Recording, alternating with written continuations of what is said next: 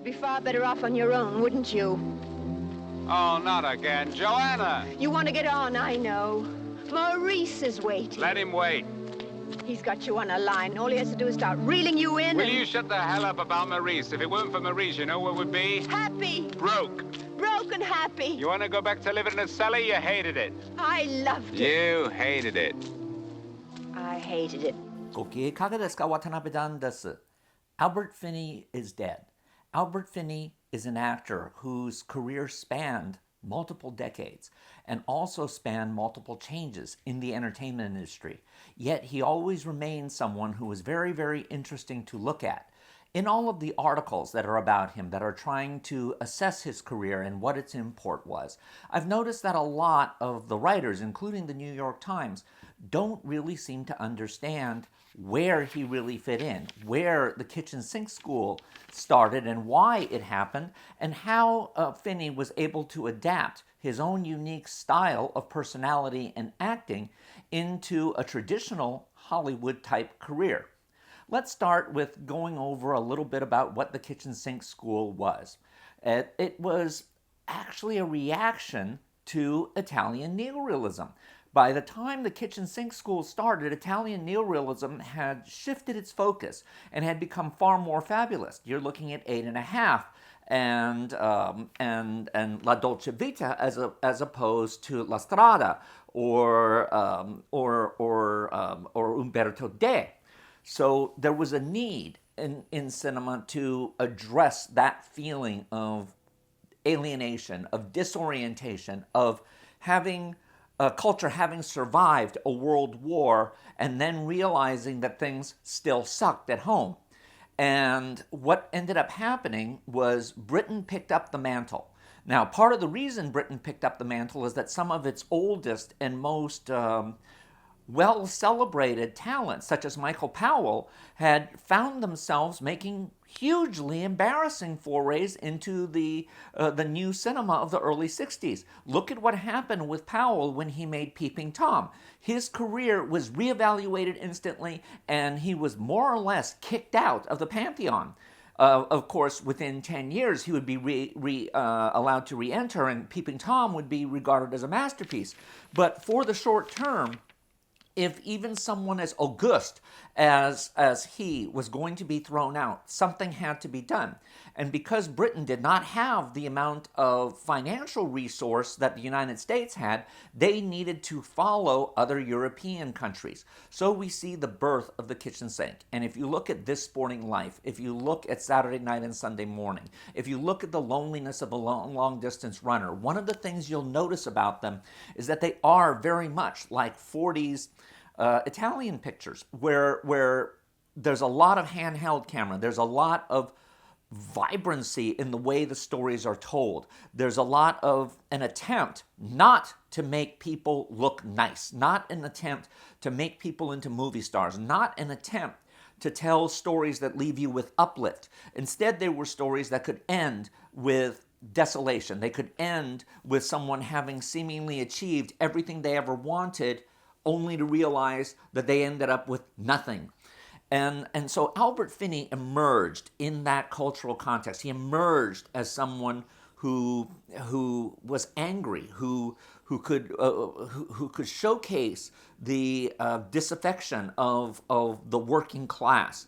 This was no Laurence Olivier, who even at this point was still doing rather twee roles, nor was he unlikable the way Lawrence Harvey was. Plus, and this is something that a lot of people tend to forget, Albert Finney, when he was young, was very good looking, and he had to play against that. He had to do what Paul Newman was doing in Hollywood, which is understanding that his good looks were going to work against him being taken seriously as an actor. So he had to play, almost without exception, assholes, people who were not likable, people who were distancing from an audience.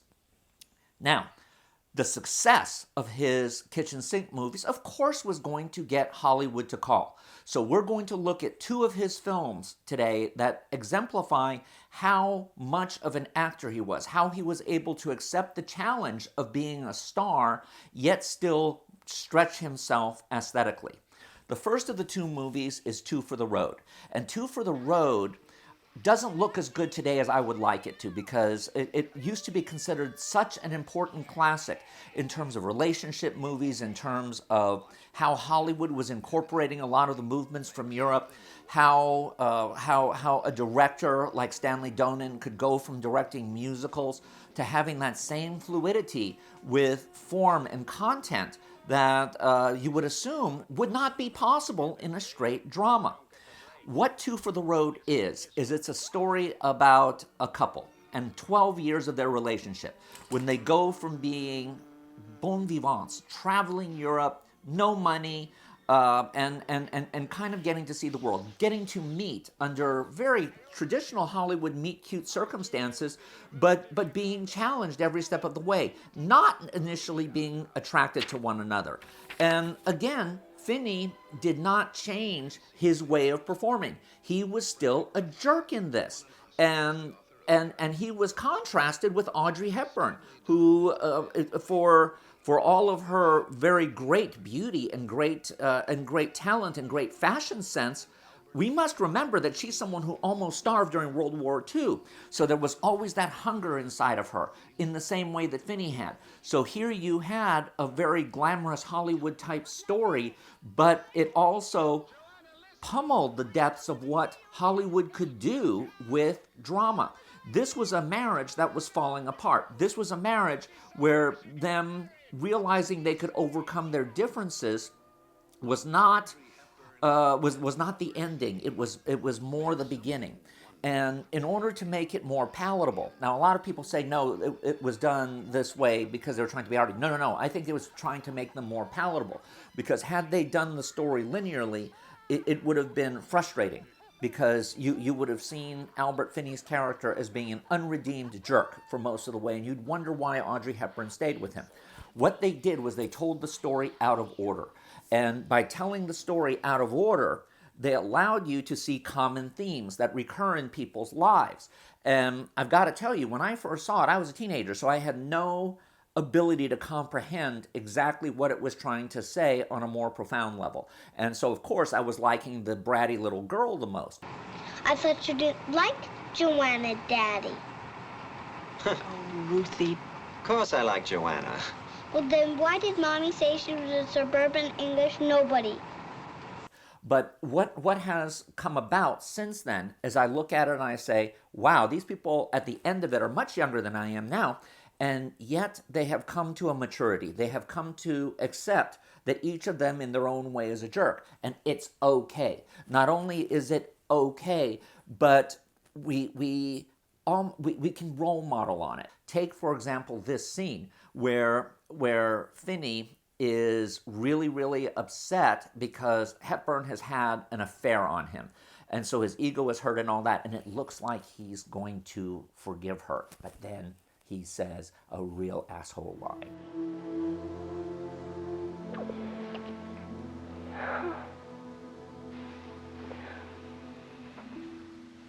Are you sure you remember which one I am?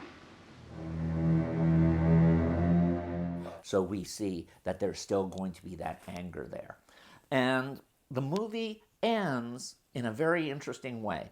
Yes, they agree that they're going to be able to make their marriage work, and they're willing to give it a try. Yet, when they come to the border, a repeated joke of him always losing his passport comes up again, and once again she rescues him. And what does he say? Bitch. Bastard. Is this a very happy moment? No.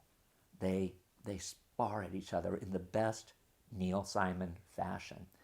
And that is why, in spite of the fact the movie looks awful today, it has that Panavision ugliness to it, that flatness and that lack of vibrant colors, even though it's taking place all over beautiful areas of Europe, it's still worth trying to make it through.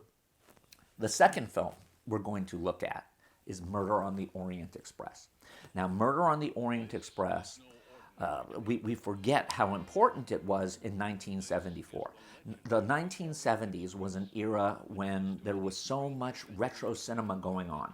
You had nothing but nostalgia. Paper Moon, The Godfather, Cabaret, Funny Girl, Funny Lady. All of these movies, Great Gatsby, were period pieces that looked back on previous eras, and found a glow that in the Vietnam and Watergate era seemed to be lacking in American society in particular. That the American dream was shattered. That Kent State and the student protests in Woodstock were signaling a new kind of world.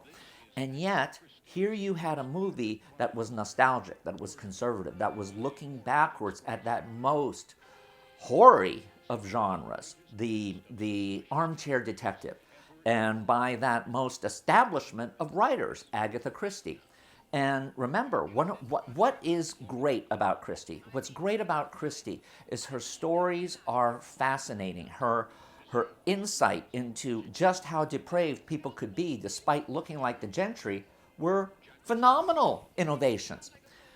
But look at how cold they are. They tend to be very distanced from viewers, which is why most film adaptations of Christie, with the exception of some of the Margaret Rutherford ones, tend to be analytic rather than emotional. And so we end up observing people rather than really being interested in them.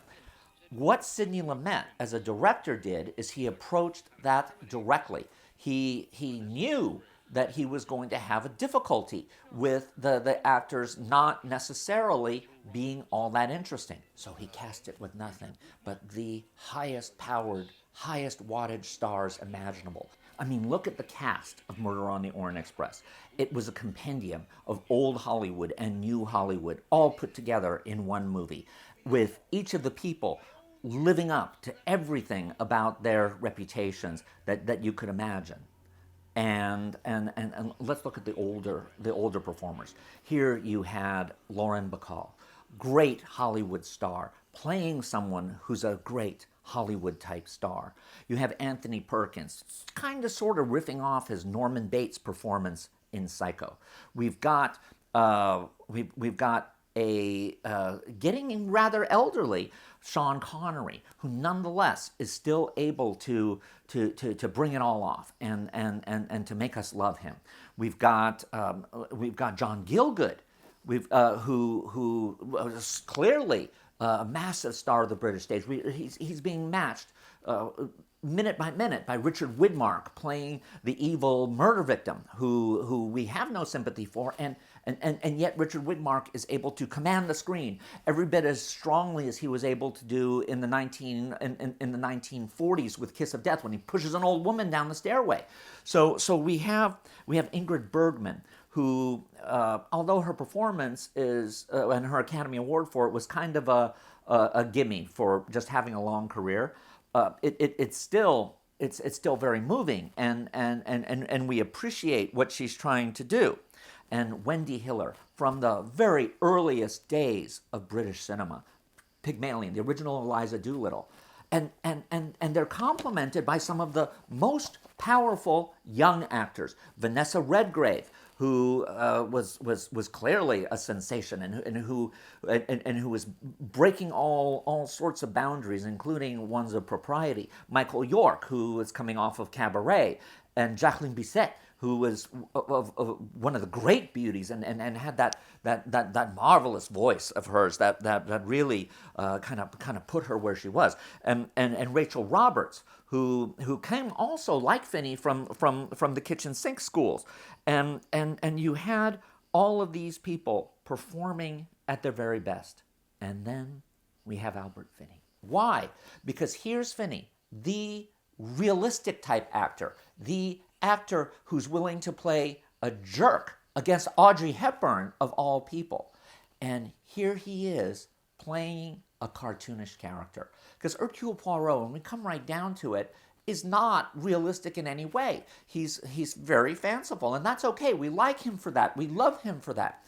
So what Finney does is he adopts this silly-looking mustache. He adopts the affectation of almost a Joel Grey type character in Cabaret. He's that arch. And he puts on this funny French accent. And it almost feels at times like he's incompetent. But he's the one we can't take our eyes off of. He's the one who keeps us riveted, who holds the whole film together. And at the time it came out, there was a lot of criticism towards it based on the fact that Finney was giving this broad performance against all these other talents who were admittedly acting in slightly different styles. But for God's sake, man, look at how well they were making it all come to life. It was downright amazing. And yet, that element of him being broad makes you look at the whole enterprise and say, yeah, this is phony. And so there is something that we can enjoy about it. No matter how good these other actors are, we're seeing what they could have been. And we're introduced to the art of it. Sidney Lumet was so good at doing this type of thing. I mean, look what he did when he did the stage version of Iceman Cometh. Look at what he would do a couple of years later with Network. He really understood how to play off the strong and the weak parts of his performers. And because of that, the movie holds up, and Finney is a large part of it. And if you look at it this way, by this time, Finney was an established star. He knew that he could take risks, and he did. And he would continue to do so for the remainder of his career. Murder on the Orient Express, in order to see just how phenomenal it is, just look at the other more recent remakes of it. There was a version of David Choussette's Poirot series that redid it.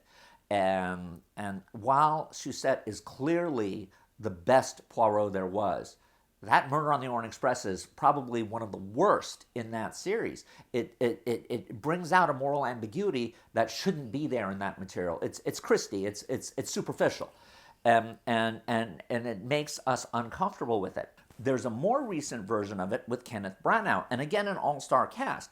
And Kenneth Branagh seemed to have picked up on what Finney was trying to do by having this ridiculous mustache, this kind of silent film comedian type bushwhacker. And you end up spending more time looking at that than paying attention to the story. And of course, there's a really ridiculous version of it that was made in Japan as a miniseries with Japanese performers, but still performing the same thing. Of the two recent remakes, I'll be honest with you, that's kind of my favorite one. So we won't even go into that.